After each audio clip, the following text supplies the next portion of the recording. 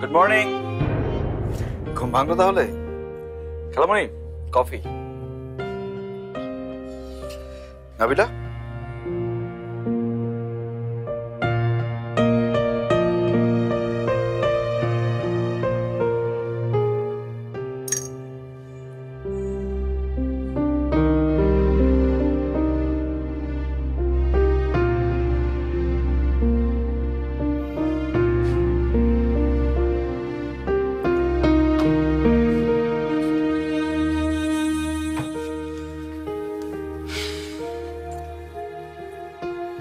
এসবের মানে কি নাবিলা?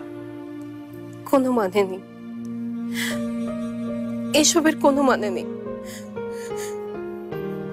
তুমি আমাকে বাঁচালে কেন ফারহান? আমি তো মরে যেতে চেয়েছিলাম, তুমি আমাকে বাঁচালে কেন? নাবিলা দেখো, তুমি আমার সবচেয়ে কাছের বন্ধু। আমার জীবনে তোমার গুরুত্ব আলাদা। আমার জীবনেও তোমার গুরুত্ব আলাদা, সবচেয়ে বেশি। তা শুধুমাত্র বেস্ট ফ্রেন্ড বলে না, আমি তোমাকে ভালোবাসি ফারহান। আমি তোমাকে খুব খুব খুব ভালোবাসি। আর আমার জীবনে যদি তুমি না থাকো, তাহলে আমার জীবন থেকে কি লাভ বলো? শুক্রবারে তুমি ঝুমুরকে বিয়ে করবে, এর চাইতে আমার মরে যাওয়া অনেক ভালো, অনেক ভালো।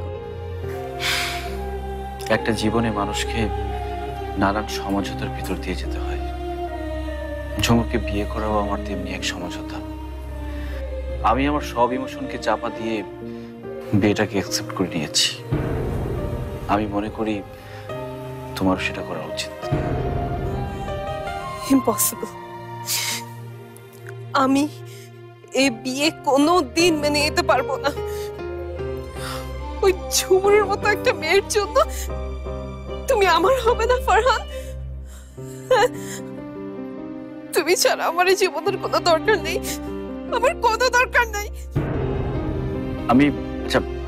আমি বাবার সাথে এই বিয়েটা নিয়ে কথা বলবো।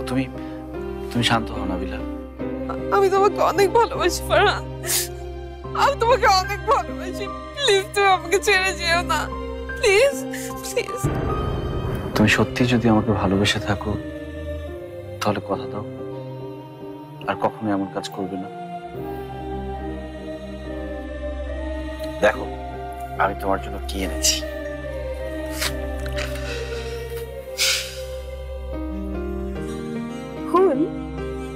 তোমার জন্য অনেক সুন্দর, থ্যাংক ইউ।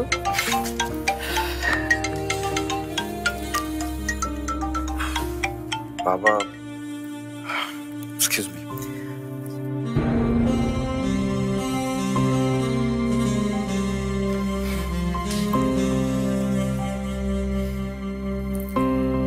জি বাবা।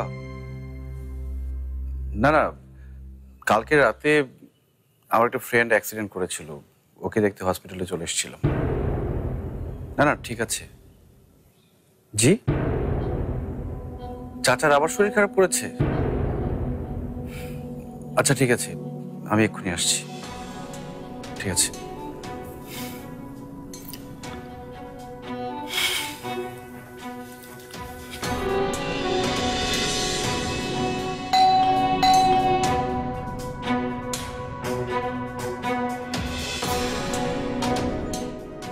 বাবা কোথায়? ওই যে ড্রয়িং রুমে বসে আছে।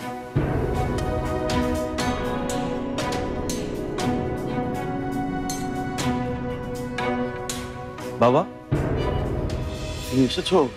তোমারই অপেক্ষা করছি। হঠাৎ করেই ভাইজানের শরীরটা আরো খারাপ হয়ে গেছে। জানি না আল্লাহ কি লিখে রেখেছেন তার কপালে। আমরা মনে হয় শুক্রবার পর্যন্ত অপেক্ষা করতে পারবো না। যে কোনো সময় যে কোনো কিছু ঘটে যেতে পারে, তার আগেই আমাদের দায়িত্ব পালন করতে হবে। তুমি রেডি হয়ে নাও, সব ব্যবস্থা আমি করে ফেলেছি। কাজী সাহেবও চলে আসবেন। আমি আজই তোমাদের বিয়েটা করিয়ে ফেলতে চাই ফারহান। মানে ভাইজান যাওয়ার আগে যেন নিজ চোখে